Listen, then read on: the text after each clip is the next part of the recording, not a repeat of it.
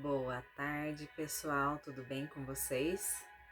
Hoje, terça-feira, vamos dar início à segunda parte do Gênesis 30, né, que nós paramos ontem. E diz assim: Jacó e Labão fazem um trato. Depois do nascimento de José, Jacó disse a Labão: Deixe-me voltar para minha terra.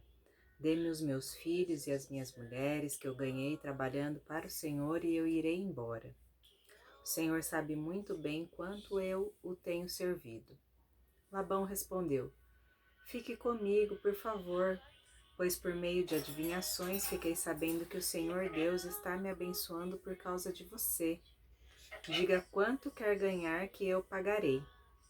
Então Jacó disse: O Senhor sabe como tenho trabalhado e como tenho cuidado dos seus animais. Antes de eu chegar, o Senhor tinha pouco, mas depois tudo aumentou muito. E Deus tem abençoado o Senhor em todos os lugares por onde eu tenho andado. Mas agora preciso cuidar da minha própria família. Quanto você quer que eu lhe pague? Insistiu Labão. Jacó respondeu: Não quero salário. Eu continuarei a cuidar das suas ovelhas se o Senhor concordar com a proposta que vou fazer. Hoje vou passar por todo o seu rebanho a fim de separar para mim todos os carneirinhos pretos e todos os cabritos malhados e com manchas. É só isso que eu quero como salário. No futuro, será fácil o Senhor saber se eu tenho sido honesto. Na hora de conferir o meu salário, se houver no meu rebanho carneirinhos que não sejam pretos e cabritos que não sejam malhados ou não tenham manchas, o Senhor saberá que eu roubei. Labão concordou dizendo: Está bem, aceito a sua proposta. Mas naquele mesmo dia, Labão separou para si todos os cabritos que tinham listas ou manchas, todas as cabras malhadas e as manchadas, ou que tinham algum branco, e todos os carneirinhos pretos. Ele os entregou aos seus filhos para cuidarem deles, e se afastou de Jacó a uma distância de 3 dias de viagem. E Jacó ficou cuidando dos outros animais de Labão. Então Jacó pegou galhos verdes de choupo, de amendoeira e de platano e descascou-os, fazendo aparecer listas brancas. Ele pôs esses galhos na frente dos animais, nos bebedouros onde iam beber. Ele fez isso porque eles cruzavam quando iam beber. E como cruzavam diante dos galhos, as ovelhas davam crias listadas com manchas e malhadas. Acreditava-se que a cor das crias era determinada pela cor do objeto para o qual a fêmea estivesse olhando no momento de cruzar. Por isso que ele colocava os galhos ali perto. Então Jacó separou as ovelhas dos bodes e fez com que olhassem na direção dos animais listados e dos animais pretos do rebanho de Labão. Assim, Jacó foi formando o seu próprio rebanho, separando-o dos animais de Labão. Quando os animais fortes estavam cruzando, Jacó punha os galhos das árvores na frente deles, nos bebedouros, e assim eles cruzavam perto dos galhos. Mas na frente dos animais fracos, Jacó não punha os galhos.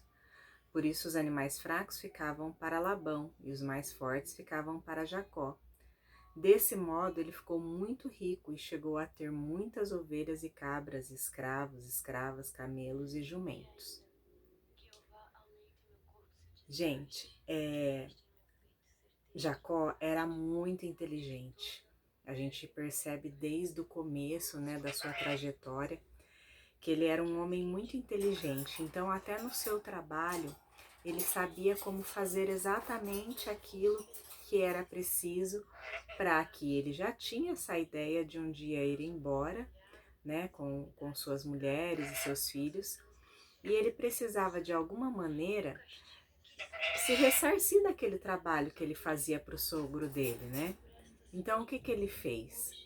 Ele colocou os animais, ele viu que quando os animais, perante o seu cruzamento, estivesse perto de algo, ele quando a fêmea olhava aquele objeto, seus filhotes nasciam naquela cor, ou do modo que ele tinha colocado ali, listrada, ou com uma mancha, ou os pretos, né? Então, ele sabia a forma que ele tinha que fazer para ele ter o seu rebanho. Ele já tinha isso em mente para quando fosse ter o seu rebanho. Vocês estão escutando um passarinho aqui? Porque ela fala demais mesmo. E ela tá do meu lado aqui e ela tá falando, ela tá pregando também para vocês estão ouvindo aí, né? Mas o que que a gente percebe disso, né? O que que a gente percebe dessa palavra de Jacó fazendo o seu trabalho, e através do seu trabalho ele saberia que ele iria colher muito através daquele trabalho, né?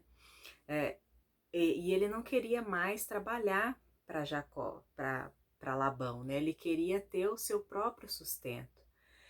Então, quando ele sai do trabalho lá de Labão, ele sabia que Labão tinha crescido muito por causa do seu serviço que ele prestava ali, né, na fazenda.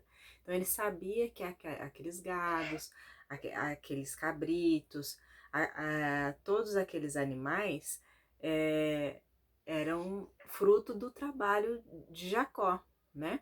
Então Labão viu que ele cresceu muito, que ele teve um crescimento muito grande dos animais. Então ele sabia que se ele perdesse Jacó, o seu trabalho diminuiria, que ele não tinha esse costume de estar ali sempre com Jacó trabalhando, né? Aí o que acontece?